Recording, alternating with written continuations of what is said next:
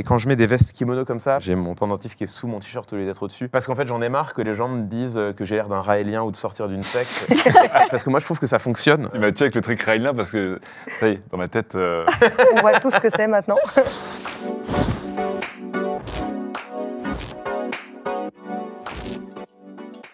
Je suis passée de temps en temps quand même sur tes streams. Je sais que tu parles vachement du rapport entre la mode et la politique. Et notamment, tu as beaucoup parlé des 3 composantes de l'art rhétorique, qui sont, si j'ai bien retenu, le pathos, qui est l'émotion, c'est ça, le fait de provoquer une émotion quand tu parles, le logos ou la logos. Le logos. Le logos, qui est donc l'argumentation, etc., ce qu'on dit, et l'éthos, qui est du coup l'orateur et la présentation et l'image. L'image que tu projettes, absolument. Toi, quand est-ce que tu t'es rendu compte de l'importance de l'éthos ? Il y a une vraie histoire derrière. Moi, à l'origine, je suis un chercheur, et donc pendant l'immense majorité de ma vie, je me suis fringué comme un chercheur, c'est-à-dire avec des costumes achetés chez Célio, des chemises pas chères, parce que à quoi ça sert de payer plus de 30 € pour une chemise, enfin, genre, tu vois, bon. Et sans aucune conscience de la mode, sans aucune conscience des volumes, donc en m'habillant forcément trop grand, parce que quand tu n'as pas conscience des volumes, tu t'habilles confort, et quand tu t'habilles confort, tu t'habilles trop grand. Alors tu peux t'habiller trop grand sciemment, mais quand tu t'habilles trop grand pas sciemment, bah, ça donne juste quelqu'un qui est mal fringué, quoi. Donc en fait, pendant l'immense majorité de ma vie, j'étais mal fringué. J'avais quand même trouvé, un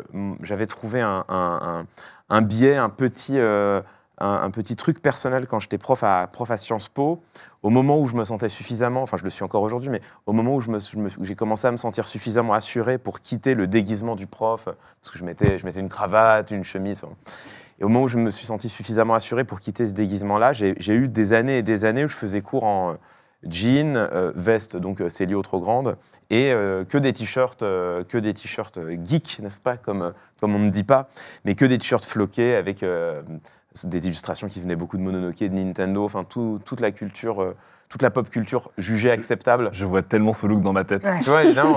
C'est un trio Trio iconique. classique. Ouais, bien sûr.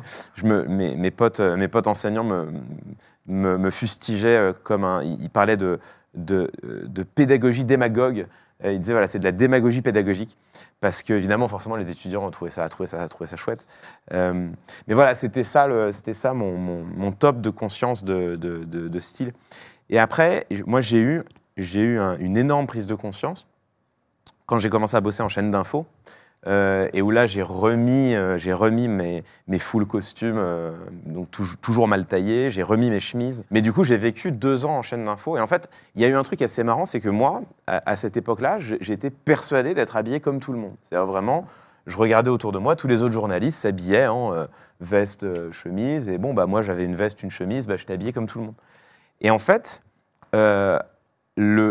justement, la prise de conscience, ça a été quand je me suis rendu compte que j'étais le seul à pas avoir de montre. Je me souviens d'une remarque qu'avait faite une des journalistes qui parlait d'un date qu'elle avait eu la veille, en disant ouais, il est sympa, mais bon, il est un peu plouc. Tu te rends compte, il a pas de montre. Et c'était une remarque qui avait été faite. Et moi, j'avais regardé mes deux poignets vides, et je m'étais dit ah d'accord. Et là, à ce moment-là, j'avais commencé à regarder autour de moi. C'est là où je me suis rendu compte que en fait, le plouc de la rédac, c'était moi. C'est-à-dire que j'avais pas de montre. Enfin, j'étais le chercheur de la rédac, quoi. Le mec qui s'habille mal, tu vois. Je portais des vêtements, mais moi, j'avais l'impression que c'était les mêmes que tout le monde, mais pas du tout. Les volumes, ça allait pas. Je m'habillais trop grand. La coupe de cheveux, j'avais jamais trop réfléchi. Bon, voilà. Bon, aujourd'hui, j'ai plus ce problème, mais à l'époque, voilà, j'avais une coupe de cheveux de base, tu vois. J'allais chez le coiffeur, je lui disais coupez-moi les cheveux. Et en fait, j'ai eu cette prise de conscience assez brutale de mais en fait, je renvoie une image qui n'est pas du tout la bonne. C'est-à-dire que moi, j'ai l'impression d'être normal, mais en fait, les gens me jugent, quoi. Ils me regardent et il n'y a rien qui va.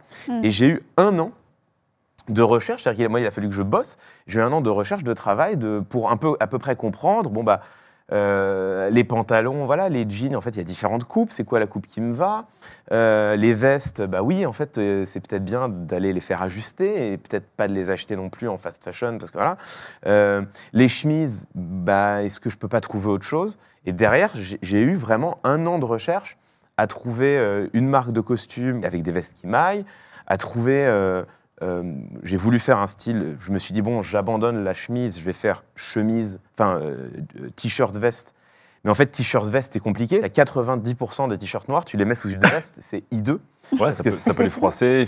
Ouais, exactement, ça plisse, c'est Ouais. pas beau. Mm. Donc il faut trouver des t-shirts qui te vont bien. Disons que j'ai bossé, quoi. Ouais. J'ai vraiment eu longtemps où j'ai bossé la sape. J'ai fait comme tout le monde, j'ai lu les blogs, Bonne Gueule et compagnie, enfin tu vois, tous les blogs de « tu es un homme, tu ne sais pas t'habiller, voilà des conseils ». Et à l'époque, tout le monde disait il faut porter des chemises, enfin des jeans slim parce que c'est plus joli, ça t'affine la jambe, surtout si t'es petit, t'avais ce truc de si comme moi t'es pas très grand, faut mettre un jean slim parce que ça va t'élancer. Donc voilà, j'ai porté des jeans slim pendant 4 ans jusqu'à ce que je me dise mais en fait, je déteste ça.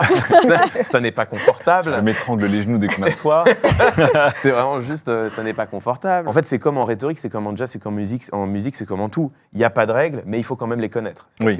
C'est quand tu sais ce que tu es censé faire, que tu comprends ce que tu as le droit de faire, et puis après, à partir de là, tu l'assumes en disant, bah ouais, je fais le choix, et puis si vous n'êtes pas d'accord, c'est pas que j'ai tort, c'est juste que vous n'aimez pas, mais moi j'ai le droit de bien aimer. Est-ce que ça influence tes outfits d'être parfois à la radio, parfois en stream, parfois sur des plateaux? Bah, c'est là où on rentre dans la partie presque rhétorique de la mode, c'est que en fait, tes vêtements, ils renvoient un discours sur toi-même, et donc en fonction du contexte dans lequel tu es, tu t'habilles pas exactement de la même manière.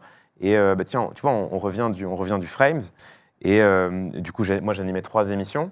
Bah, j'avais prévu 3 tenues différentes, mais parce que je savais que, voilà, on a fait la grande joute ensemble. Bah, là, tu sais que c'est une émission cool, tu peux te permettre de venir en t-shirt, chemise, ça va bien passer. Le soir, je présentais le concert Lyrisme. Et là j'avais cherché justement quelque chose, bon c'est normal qu'il fasse un peu tenue de soirée, tu vas me dire. Et le lendemain, je présentais Lueur, mon émission d'interview. Et là, c'est intéressant, c'est-à-dire que là, c'est une émission le soir, mais tu peux pas t'habiller night non plus parce que c'est quand même une interview de chercheur. En même temps, tu peux pas non plus venir trop casual parce qu'il faut quelque chose qui fasse sérieux. En même temps, moi, j'essaye de plus en plus d'esquiver les blazers, d'esquiver les vestes classiques, justement parce que je veux pas trop tomber, même si j'y reviens de temps en temps, mais j'essaye de pas trop tomber dans le look du chercheur. Bon, en fait, dès que tu mets une veste de blazer, ça te dépasse en fait. C'est presque un statement encore, c'est presque une déclaration de « je fais partie de l'univers du sérieux », de la politique. Après, tu peux le faire autrement, bien sûr. Enfin, mais quelqu'un comme moi, avec mes petites lunettes, avec ce que les gens savent de moi, si je mets une veste de blazer, j'ai tout de suite le look de l'intello. Chez toi, dimanche matin, la tête dans le cul, comment tu t'habilles, Clément? Alors, c'est pas la même chose. Non, je suis team jean sweatshirt quoi, à la maison. Jean sweatshirt, tout bien large comme ça, t'es bien tranquille. Non, je pense que... Mais après, moi, aujourd'hui, en vrai, je m'habille un peu comme je veux. Oui, j'ai l'impression que même en stream, tu t'habilles un peu comme tu veux, quoi. C'est pas...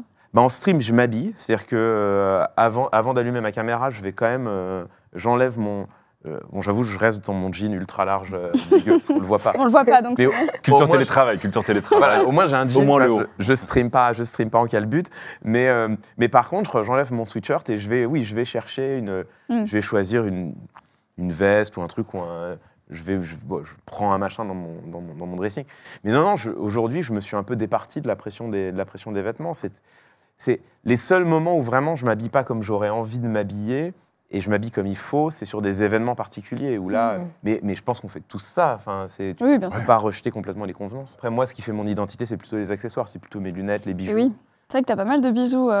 C'est assez étonnant quand on regarde, quand j'étais un peu en train de regarder tes tenues sur les plateaux et puis en stream et tout.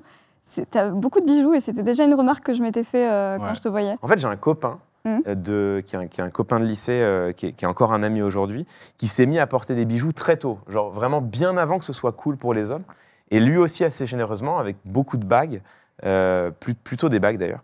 Et je me souviens qu'à l'époque, j'ai fait partie des gens qui s'en sont moqués allègrement, évidemment. Jusqu'à identifier 2 ans plus tard qu'en fait c'était de la moquerie de jalousie quoi. Ouais. C'était juste de la moquerie de moi j'ose pas le faire alors que j'aimerais bien.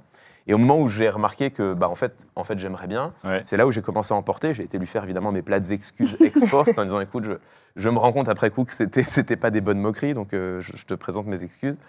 Et j'ai commencé à porter des bijoux assez tôt. Et très vite assez gros en fait. Mais c'est vrai qu'en Occident, si tu veux des bijoux fabriqués en France, là c'est très compliqué. C'est-à-dire que ce qui est accepté aujourd'hui, c'est le bracelet.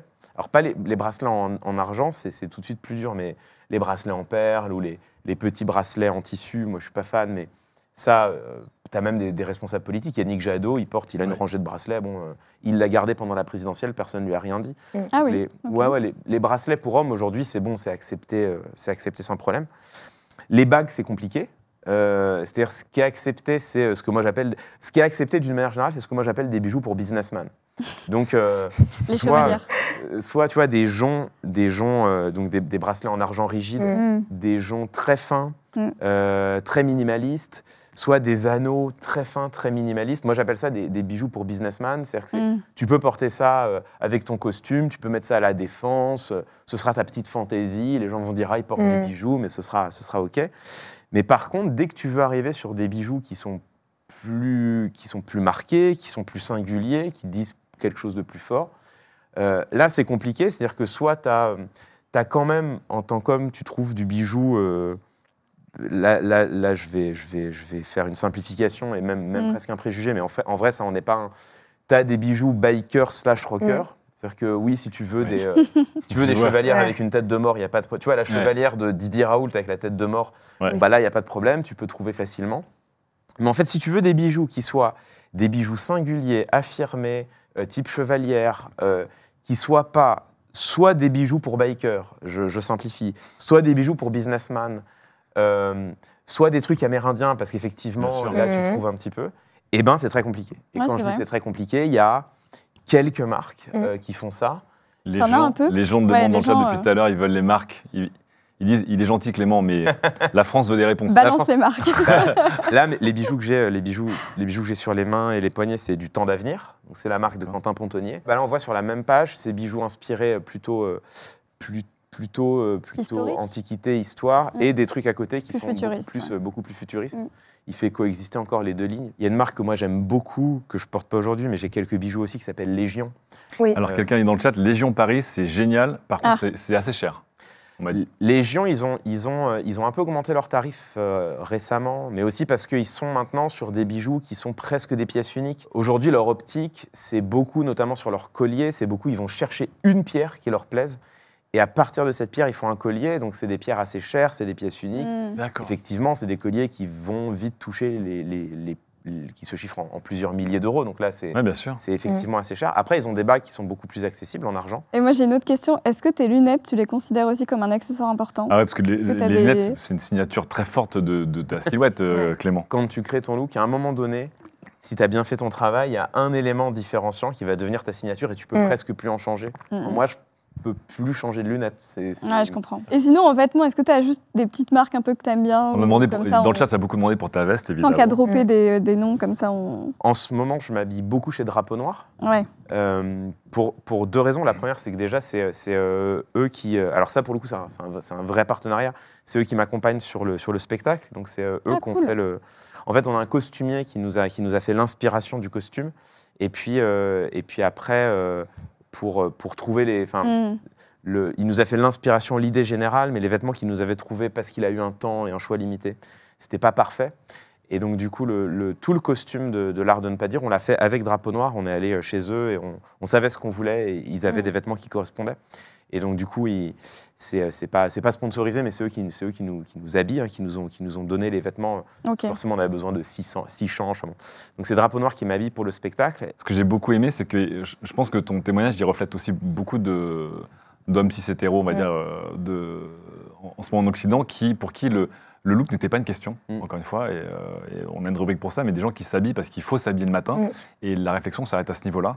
Effectivement, quand ils rentrent dans la réflexion, ce que j'ai trouvé intéressant, notamment parce que j'en parle beaucoup sur mes streams avec mon chat, c'est que, un peu comme toi, on trouve l'intérêt un peu comme un geek ou comme un chercheur aussi. Alors qu'on se fait un peu parfois une montagne de la mode, où on se dit il faut que j'ai le swag de George Clooney, ou que c'est un truc un peu surnaturel de la mode, alors qu'en fait c'est aussi une recherche qui peut être super intéressante.